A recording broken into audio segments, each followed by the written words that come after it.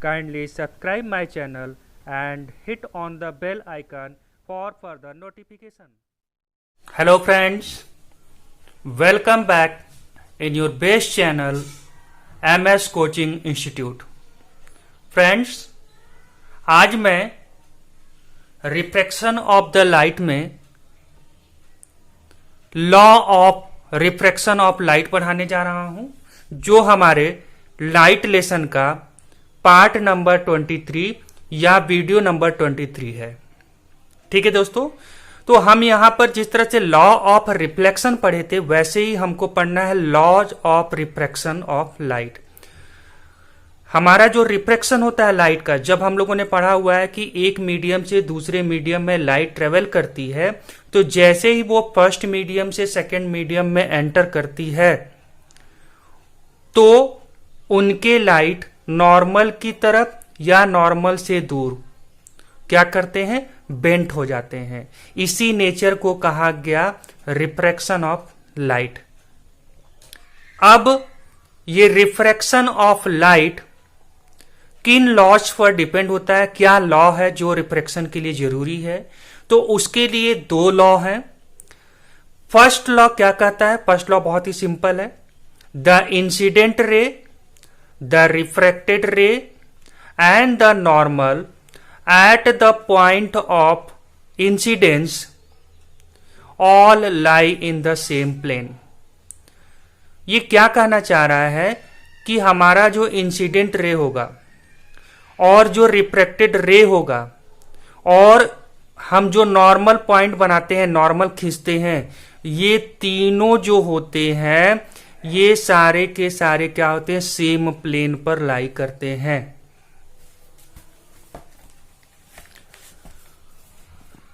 ये फर्स्ट वाले डायग्राम को देखिएगा, ये फर्स्ट वाले डायग्राम को देखिएगा। अभी सेकेंड थर्ड को मत देखिए, आगे टॉपिक में क्या आएगा मैं उसके हिसाब से आपको बताऊंगा। यहां पर रेयरर मीडियम है, ये डेंसर मीडियम है। तो हम लोगों ने पढ़ा है जब लाइट रे रेयरर से डेंसर मीडियम में जाता है तो ये बेंट हो जाता है टूवर्ड द नॉर्मल। ये हमारा क्या है, ये जो मैंने रेड से बनाया हुआ है, मैं इसको लिख भी दे रहा हूं, दैट इज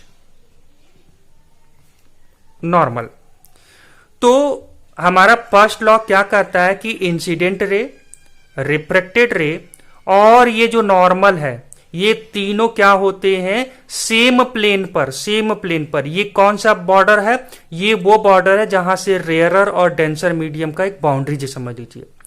वो तीनों पॉइंट इंसिडेंट रे, रिफ्रैक्टेड रे और ये नॉर्मल, तीनों क्या होते हैं, एक ही सेम प्लेन पर लाई करते हैं, सेम प्लेन पर होते हैं, इंसिडेंट होते हैं, पड़े रहते हैं, ऐसा आप बोल सकते हैं। ठीक है, एक बार फिर से मैं समझा रहा हूं, इंसिडेंट रे, रिफ्रैक्टेड रे और ये नॉर्मल, ये तीनों सेम प्लेन पर लाई करते हैं। लाई करना मतलब पड़े रहना, पड़ते हैं, सेम प्लेन पर ये तीनों पड़ते हैं।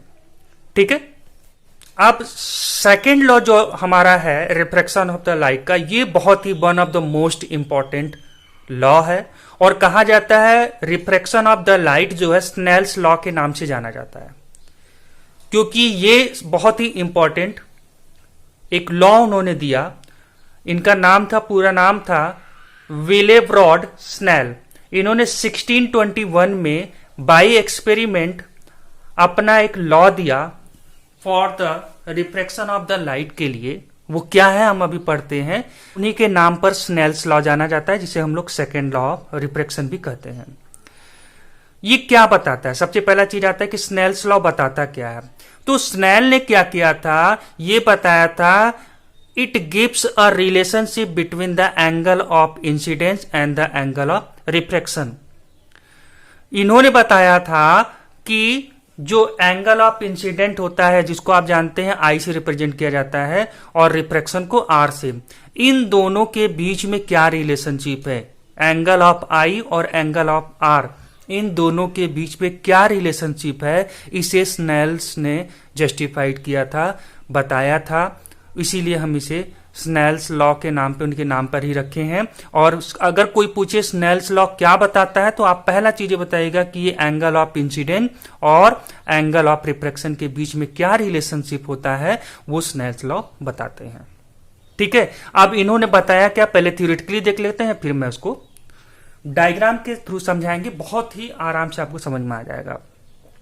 The ratio of sine of the angle of incident to the sine of the angle of refraction is a constant for the light of a given colour and for a given pair of media pair of media मतलब वो medium की बात कर रहा है। जो suppose that pair of medium मतलब जैसे मान लो लाइट जो है एयर से ग्लास में जा रहा है, या लाइट जो है एयर से वाटर में जा रहा है, तो ये एक मीडियम हो गया कि किस मीडियम से किस मीडियम में जा रहा है।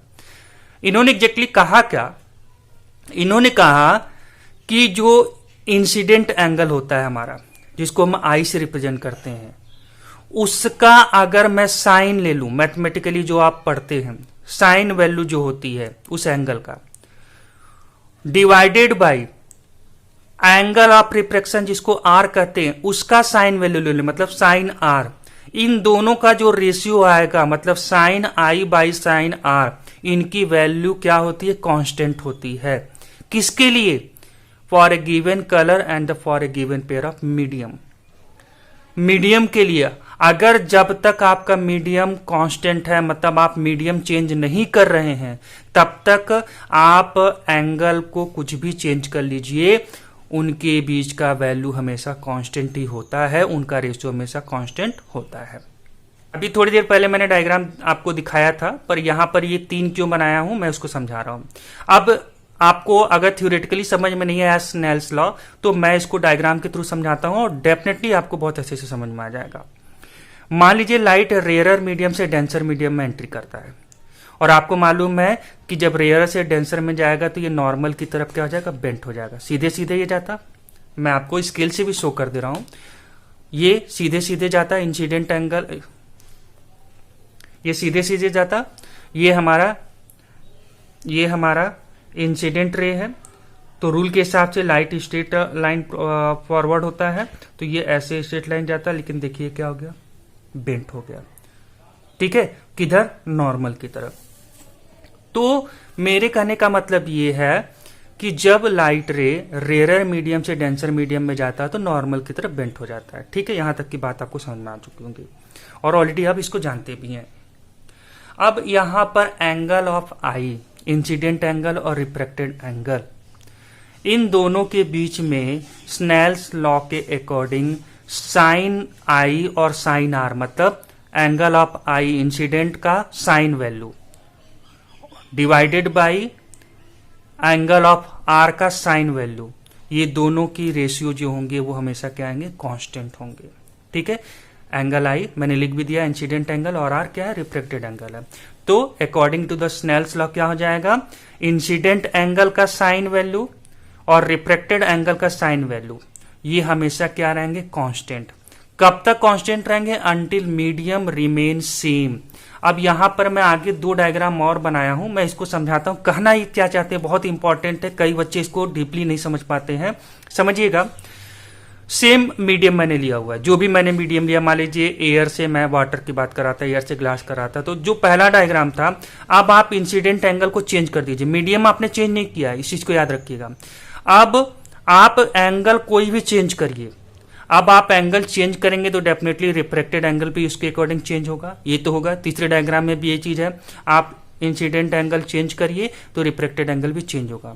ठीक है, एंगल चेंज होगा, लेकिन इन तीनों की sine I by sine R value जो होगा वो हमेशा कांस्टेंट ही रहेगा, वो वैल्यू कभी भी चेंज नहीं होगा। कहने का मतलब क्या है, अगर मान लीजिए मैं इसे आई और आर ले रहा हूं, मैं इसके लिए I1 यूज कर ले रहा हूं, एंगल I1 और ये R1, ठीक है, और ये I2 और ये R2। ठीक है, तो ये तीनों सेम पेयर ऑफ मीडियम में अलग अलग एंगल पर इंसिडेंट हो रहे हैं तो इनका रिफ्रैक्शन भी अलग अलग एंगल पर हो रहा है। ये तो चेंज हो रहा है, रिफ्रैक्शन चेंज होगा, जब आप इंसिडेंट एंगल चेंज करेंगे तो रिफ्रैक्शन भी चेंज होगा। लेकिन स्नेल्स लॉ कहते हैं कि अगर आपने मीडियम चेंज नहीं किया है, वही मीडियम है, सपोज दैट यहां पर आपने एयर लिया था, यहां पर आपने वाटर लिया हुआ है, उसी सेम मीडियम में आप भले ही एंगल आप इंसिडेंट चेंज करिए और रिफ्रैक्टेड एंगल उसके अकॉर्डिंग चेंज होगा, लेकिन स्नेल्स लॉ के अकॉर्डिंग अगर इनके साइन वैल्यू किसका, पहले वाले केस के लिए I divided by sine are, ये इक्वल होगा किसके, अगर मान लीजिए साइन, मैंने इसको I1 माना था और इसको साइन R1 इक्वल होगा sine I2 upon sine R2। ये तीनों की वैल्यू हमेशा क्या रहेगा, मैं नीचे में लिख दे रहा हूं, कांस्टेंट ही रहेगा, इनकी वैल्यू कभी भी चेंज नहीं होगी।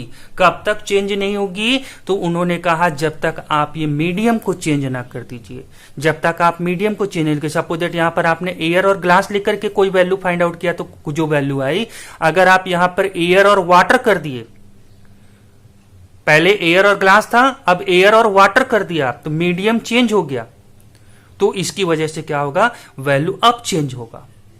ठीक है, लेकिन जब तक आप पेयर ऑफ मीडियम चेंज नहीं करेंगे तब तक इनमें कोई भी चेंजेज नहीं होगा। इसको आप प्रैक्टिकली भी समझ सकते हैं, जैसे मान लीजिए साइन आई की कुछ वैल्यू हो, ठीक है, साइन आई मतलब एक पर्टिकुलर एंगल आप लिए होंगे, आई मतलब क्या, इंसिडेंट एंगल है, मान लीजिए साइन 30 है, ठीक है, और साइन आर, ठीक है, मान लीजिए 20 है, ठीक है, आर का मतलब रिफ्रैक्टेड एंगल, और ये कितना हो गया, 20 डिग्री हो गया। ठीक है, मैं ऐसे वैल्यू रख रहा हूं, एग्जैक्ट नहीं बता रहा हूं, बस ऐसे मैं आपको बता रहा हूं। अब आप सेकंड वाला जो डायग्राम था, इसके अकॉर्डिंग आपने एंगल चेंज कर दिया और आपने लिख दिया साइन, आपने एंगल चेंज करके 40 डिग्री कर दिया, साइन 40 अपॉन रिफ्रैक्टेड एंगल उसके अकॉर्डिंग मान लीजिए आ गया 30 डिग्री, सपोज दैट, मैं पहले बता रहा हूं, मैं एक एग्जाम्पल आपको दे रहा हूं, साइन 30 डिग्री। और तीसरे वाले डायग्राम के लिए मान लीजिए आपने लिख दिया साइन 20 डिग्री अपॉन साइन, मान लीजिए ये हो गया हमारा 10 डिग्री, सपोज दैट। तो ये तीनों की वैल्यू जो भी आप एंगल चेंज करने के बाद उसके हिसाब से आप कुछ भी रिफ्रैक्टेड एंगल आया, इनकी वैल्यू पुटअप करोगे मैथमेटिकली, ये तीनों की वैल्यू कांस्टेंट ही रहेगा, चेंज नहीं होगा। कब तक, जब तक आपका मीडियम चेंज नहीं हुआ है। ठीक है दोस्तों, आप कोई भी एंगल चेंज करिए, सबके कंडीशंस में वैल्यू सेम आने वाला है, कांस्टेंट वैल्यू ही आने वाला है। यही हमारा है स्नेल्स लॉ, बहुत ही इंपॉर्टेंट टॉपिक है और इस चीज को याद रखिएगा। कई लोग इसी को आगे भले आप पढ़ेंगे, मैं इसको आपको बताऊंगा भी, तो यही स्नेल्स लॉ है। अब कई बार कई लोगों का ये कहनामी होता है, स्टूडेंट का होता है कि यही इसी को हम रिफ्रैक्टिव इंडेक्स कहते हैं, ये बात की बात है, पर स्नेल्स ने जो अपना लॉ दिया था वो सिर्फ यहां तक दिए थे कि एंगल ऑफ इंसिडेंट का sine value upon angle of reflected का साइन वैल्यू का जो भी रेशियो होगा, sine value of I to sine value of R, ये हमेशा क्या आएगा, कांस्टेंट। कब तक, अंटिल मीडियम रिमेन सेम, जब तक मीडियम सेम रहेगा, कोई मीडियम में चेंजेस आप नहीं करते हो। तो आई होप कि आपको लॉ ऑफ रिफ्रैक्शन बहुत अच्छे से समझ में आया होगा। और सबसे इंपॉर्टेंट जो टॉपिक है स्नेल्स लॉ, ये आपको समझ में आ गया होगा कि स्नेल्स लॉ कहता क्या है। तो अगर आपको हमारा ये टॉपिक पसंद आया, अच्छे से समझ में आया, तो आप सबसे पहले हमारी इस वीडियो को एटलीस्ट लाइक कर दीजिए, और अगर आपने अभी तक चैनल को सब्सक्राइब नहीं किया तो ये अच्छी बात नहीं है दोस्तों, क्योंकि अगर आपको ये पसंद आ रहा है और आपको लग रहा है कि ये हमारे काम का चैनल है, तो दोस्तों आज से इससे आप अपना चैनल बना लीजिए और जल्द से सब्सक्राइब बटन को क्लिक करिए। और हाँ दोस्तों, उसके बगल में एक बेल आइकन भी दिया हुआ है, उसे जरूर क्लिक कर दें ताकि हम कोई भी वीडियो अपलोड करें तो उसका नोटिफिकेशन आप तक पहुंच जाए। इसके अलावा अगर आपको कभी कोई भी डाउट होता है तो आप कमेंट बॉक्स में उसे लिखिए, हम जल्द से जल्द उसे रिप्लाई करने की कोशिश करेंगे। Thank you so much.